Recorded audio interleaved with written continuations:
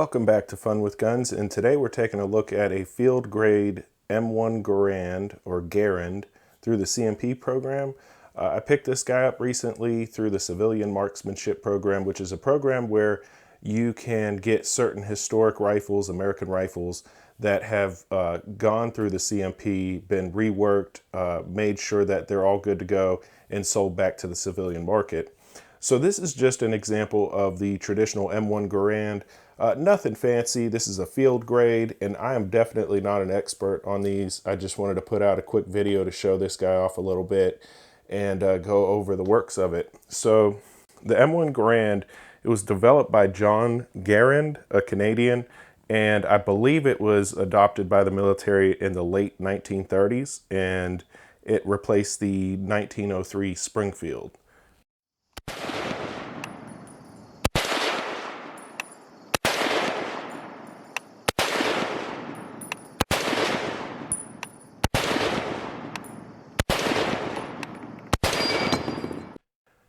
It was used in World War II and also in the Korean War, and it used M2 ball round. The CMP rifles, they actually have to use the specific M1 ball ammunition, so you can't shoot hot loads out of these. But I have been told that you can get a replacement adjustable gas block for them. I'm not too familiar. You can look into that if you're interested. But I have heard that those are safe to use standard ammunition through.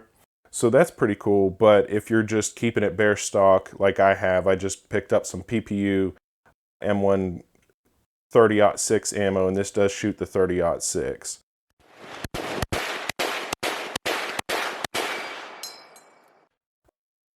Now, just looking into some of the details on this guy, when it first came in, it was in pretty rough shape. This is a field grade. So they do have different tiers. They have excellent, I believe it goes down to service grade, and then field grade, and then there's a grade below that. But this guy, I mean, it's a pretty clean condition rifle. It's not like an all numbers matching or anything like that. But it was a Springfield on the receiver here. Let's see, it's kind of tough. This is a little different the way I'm doing it because this would not fit on a table and get in the camera frame, so I'm having to just do it on the kitchen floor. But this is a Springfield production, and the stock when I got it was in pretty rough shape. It was just really doled out. It was really just kind of neglected, I guess you could say. But what I did is I took some steel wool and some mineral spirits and just went to town on it, and it cleaned up pretty good. Then took some linseed oil. I believe they used raw linseed oil and tung oil on these stocks when they first made them. But I used boiled linseed oil since it was already dark, and I think it came out pretty good. Now, obviously, you can tell up here they did replace this guy throughout the years, and the barrel is actually replaced too. So the barrel is all in the white, and that definitely was replaced. The production of the receiver is dated back to 1942, and on this guy it's a 1954 barrel. So at some point in time they replaced the barrel, but it's a pretty cool operating system. I believe it's a long stroke piston system with an operating rod. Very cool, and just a very iconic rifle. The sights are pretty good. You have a pretty narrow front blade on there, and you have your adjustable peep sights on the back of this guy as well. So you can really fine tune it. I think it's 1 MOA adjustments. Bear with me, I don't know a whole lot about these guys, but you do have elevation adjustments on there.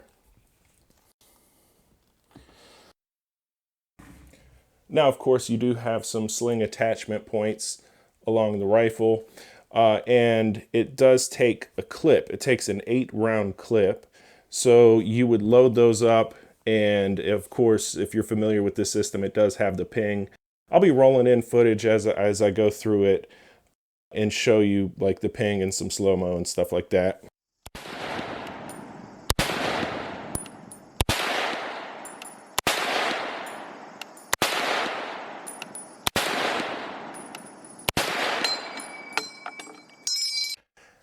Now, one thing I'm not too thrilled about is the safety position on this guy.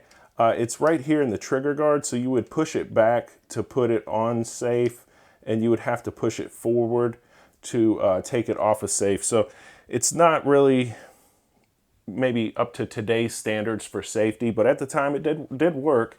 And this rifle did some really good work for us. It helped us maintain freedom. It's just a very iconic rifle, and you know, what can you say about the M1 that hasn't already been said? So I know there's a ton of videos out. This is just a sample of one, but just kind of wanted to go through some of the features and show her off a little bit. Just go ahead. You recording? Okay. All right, so we're going to try to check out the accuracy on this at 50 yards off the bench. Let's go.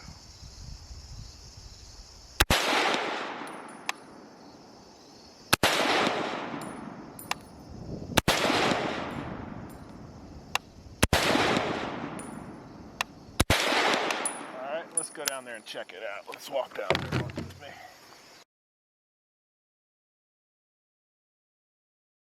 So we had a 5-shot group. I'm assuming this is more of the accuracy, and these were flyers, and that was probably my fault. So we're looking at, what are we looking at? About a 2-inch, 2 MOA at 50, 4 MOA at 100.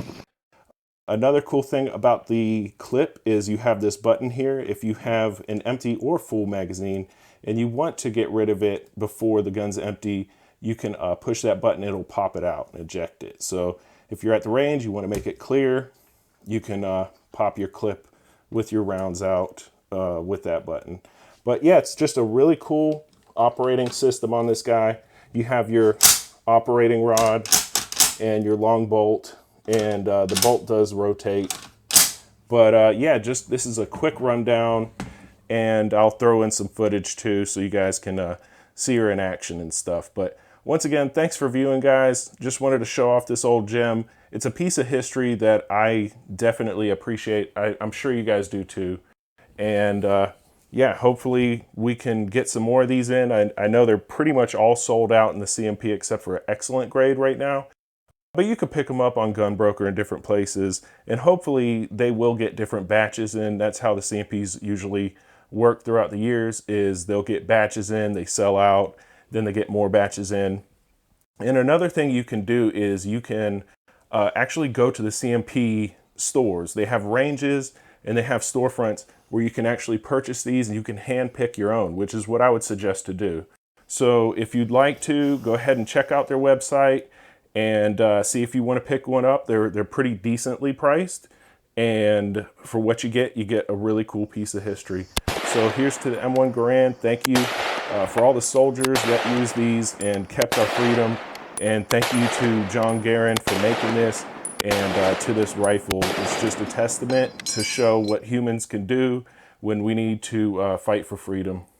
So thanks again, guys. I hope you appreciated the video, and like, subscribe, and share for more, and I'll try to pump out some more cool content for you.